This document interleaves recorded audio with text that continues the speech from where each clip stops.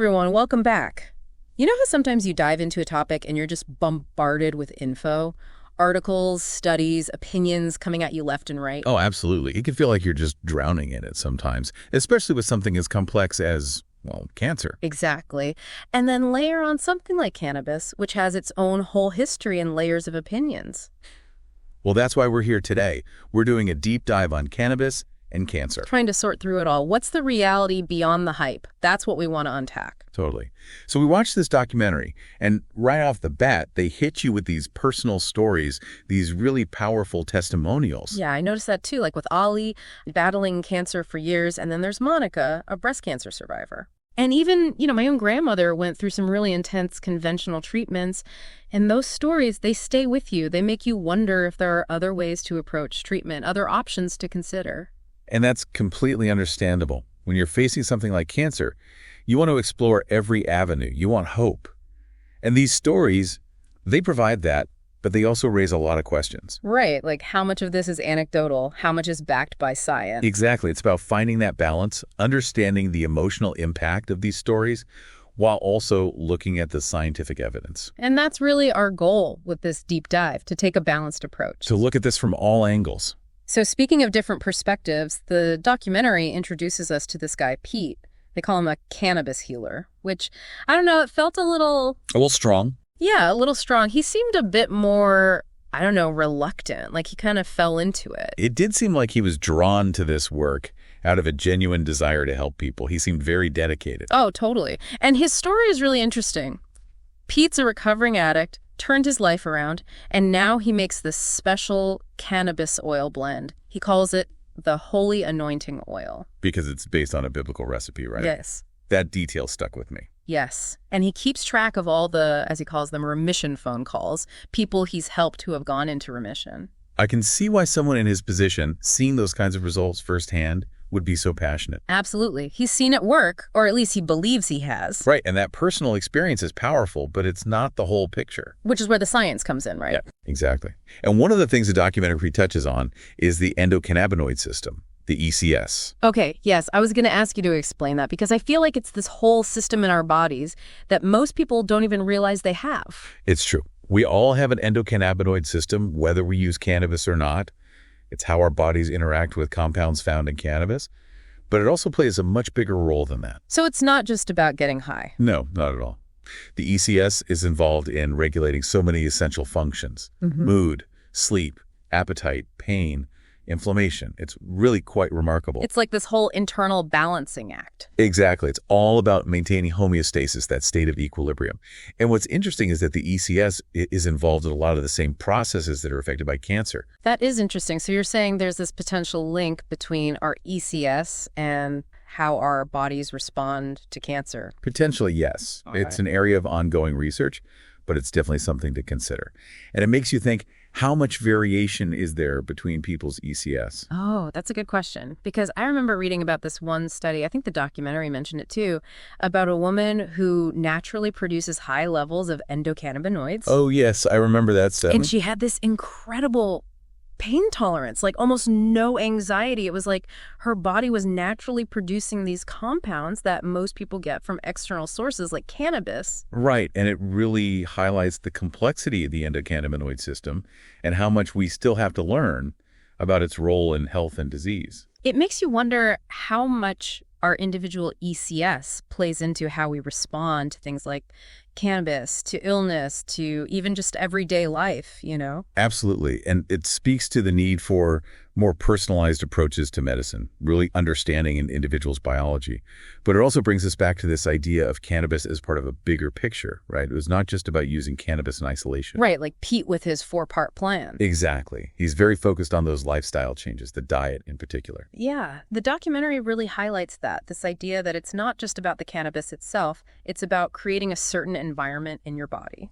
Which makes sense. We know there's a strong connection between diet, lifestyle, and overall health, and that includes cancer risk. Totally. And I've been doing some reading on this too, because I'm always curious about how what we eat affects our health. So with Pete's plan, we've got the cannabis oil, cutting out sugar, alkaline foods, and then the juicing. Where do we even start with all that? Well, the sugar thing seems pretty straightforward, right? Yeah, I mean, it's not exactly news that too much sugar isn't good for you, but I've been reading more about how it creates inflammation in the body, and that can't be good for anyone, especially if you're already dealing with something like cancer. Right. And it's not just about cancer prevention. Cutting back on sugar has so many benefits for overall health. Totally. The alkaline diet, though, I'm not going to lie, I'm a little fuzzy on that one. Yeah, it's one of those things that gets tossed around a lot, but the research is kind of all over the place. Right, like I've seen articles about it, but it doesn't seem like there's a clear consensus on whether it really makes a difference. Exactly. And I think it's important to be cautious about any diet that claims to cure cancer. Oh, absolutely. There are no miracle cures, unfortunately. Right. And while certain foods might promote a more alkaline environment in the body, there's just not enough evidence to say for sure what impact that has on cancer. So it's more about finding a balance, right? Not going to extremes, but just making healthy choices in general. Exactly. And that's something to keep in mind with the juicing as well. Oh, right. Pete's big on juicing. He talks about it a lot in the documentary. Yeah, and juicing can be a great way to get a concentrated dose of nutrients. But you have to be mindful of the downsides, too. Like what? Yeah. What should people be aware of? Well, for one, when you juice fruits and veggies, you're removing the fiber.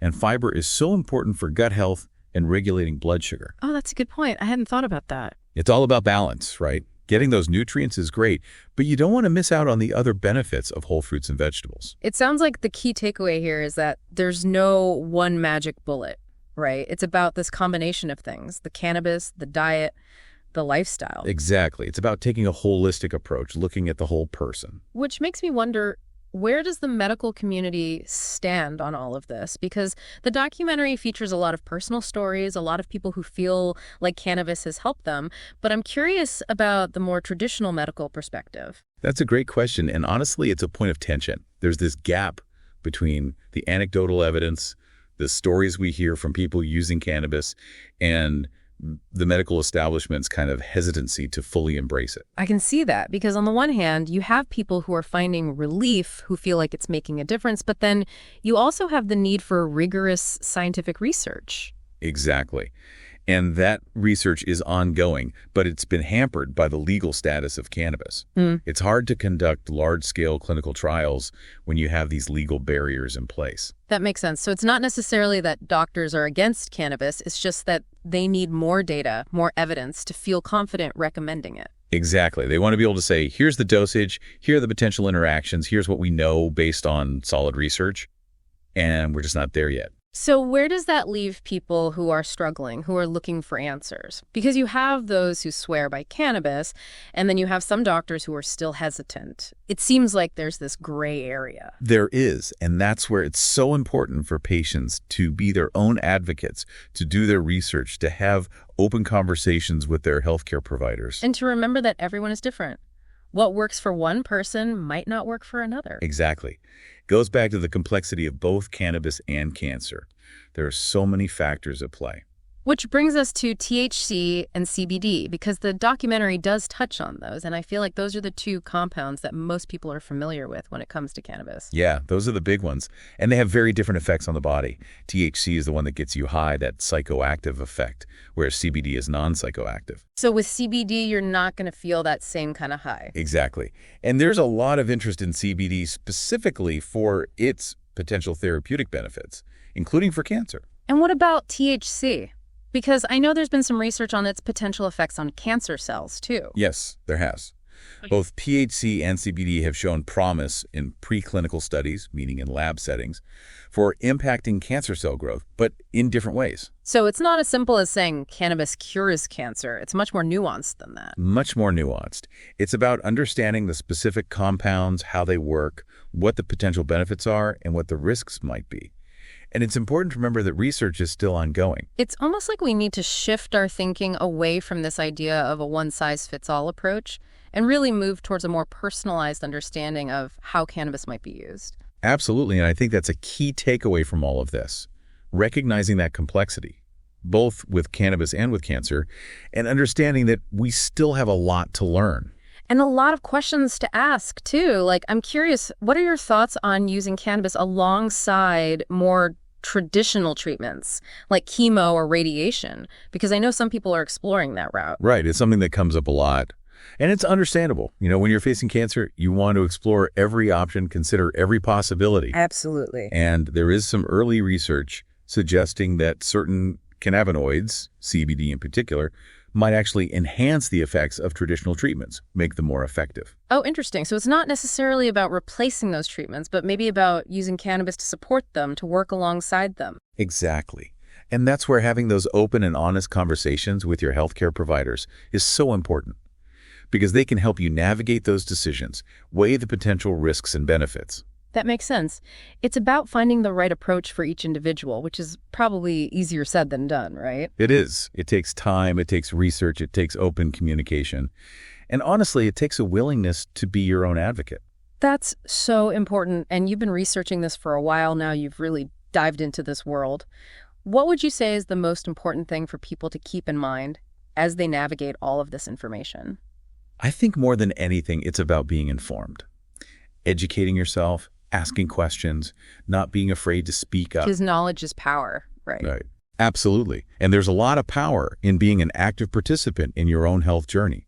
So do your research, talk to your doctors, and don't be afraid to advocate for yourself. That's such a great point to end on, I think. Because at the end of the day, we're all in this together, right? We're all just trying to navigate this complex world and make the best choices for ourselves and our loved ones. Absolutely. And the more we learn, the more we share that knowledge, the better equipped we'll be to make those choices. Well said.